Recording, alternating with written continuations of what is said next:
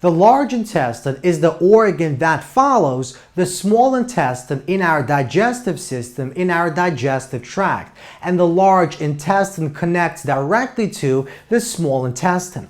Now, just as the name implies, the large intestine has a thicker diameter. It has a larger diameter than our small intestine. However, the large intestine is actually shorter in length than the small intestine. Now, just like we can divide the small intestine into 3 sections, we can also divide the large intestine into 3 regions. We have the cecum, we have the colon, and we have the rectum. And we also have a section known as the anus, and we'll see exactly what that is in just a moment.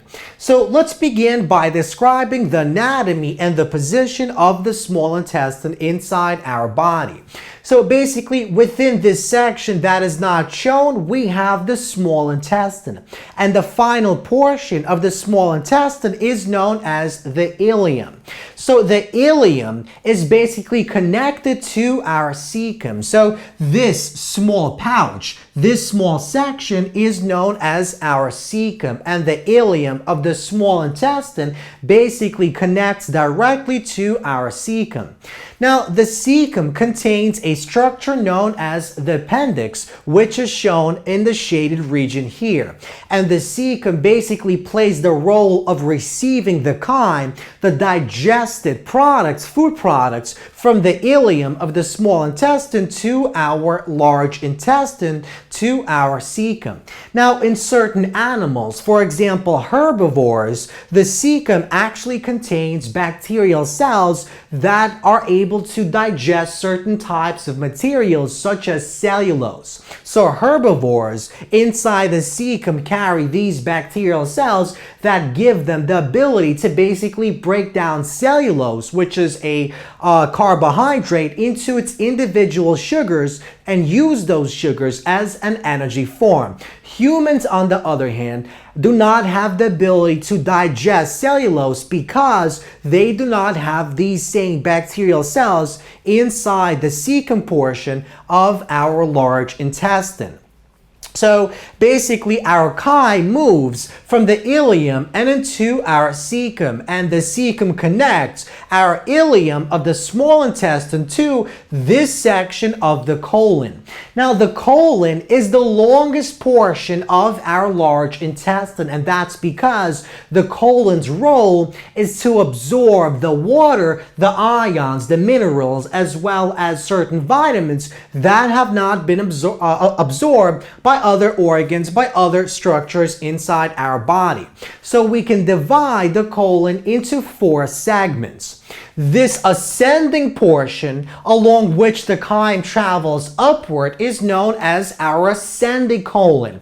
This portion, along which the chyme travels horizontally, is known as the transverse colon. This portion, along which our chyme travels down, is known as the descending colon. And this S-shaped colon section is known as the sigmoid colon. So the colon can be divided into our ascending, transverse, descending, and sigmoid colon. And the function of this colon of the large intestine is to basically absorb water ions such as calcium and sodium ions and vitamins that have not been absorbed by other parts of the body.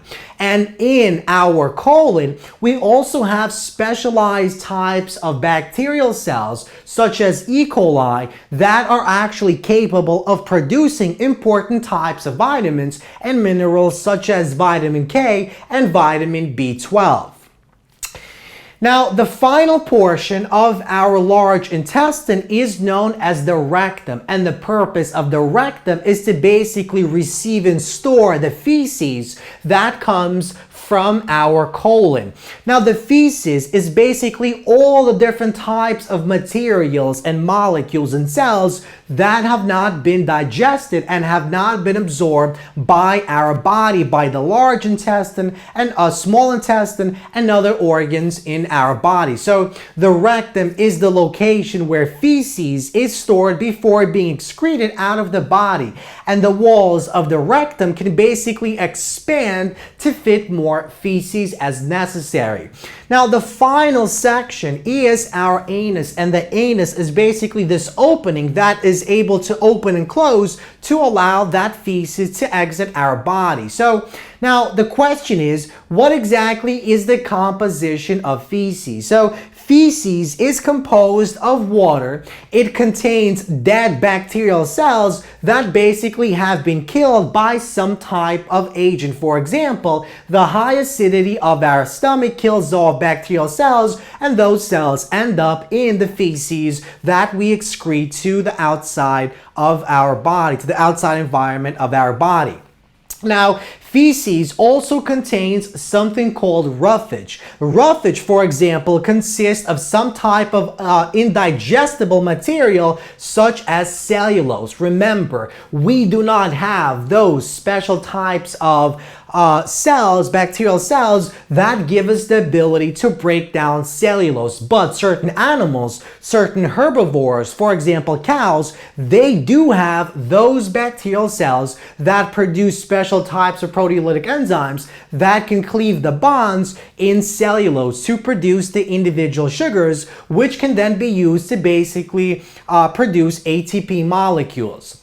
Now, feces also contains proteins, for example, proteolytic enzymes that have not been absorbed by our body, that were used to basically break down the different types of macromolecules into their constituents inside our mouth, inside our stomach, and inside the small intestine. Feces also contains things like bile, which was produced inside the liver and was used by the small intestine to basically emulsify, break down our fat globules into smaller fat molecules. And the feces also consist of those cells that were basically scraped off of the lining of our small and large intestine and other organs in our body, such as our stomach.